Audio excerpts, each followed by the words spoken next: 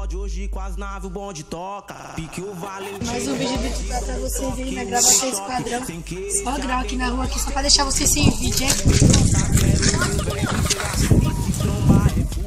Se nós tromba só fuga, se eu tromba blazer na madruga é fuga, tromba Space Fox na madruga é fuga, tromba Hilux na madruga é fuga,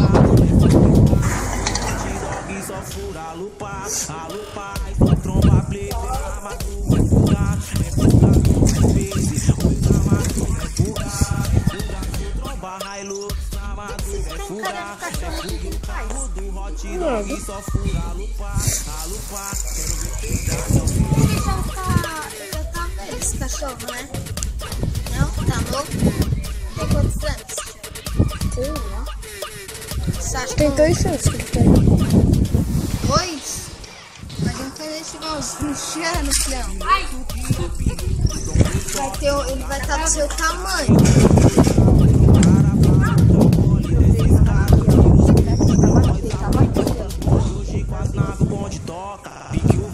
Vaca. Que é focou.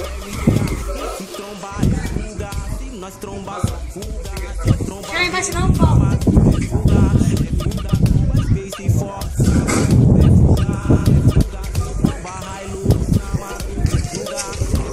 Aí, quem gostou dessa live, curte, comente com seus amigos aí. Victor do Grau e Esquadrão do Grau, hein? Valeu, fui!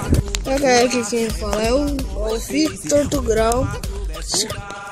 Ele tá puxando o grau aí. É fuga, o carro do Hot Dog só fura a lupa, quero ver pegar, Kelvin.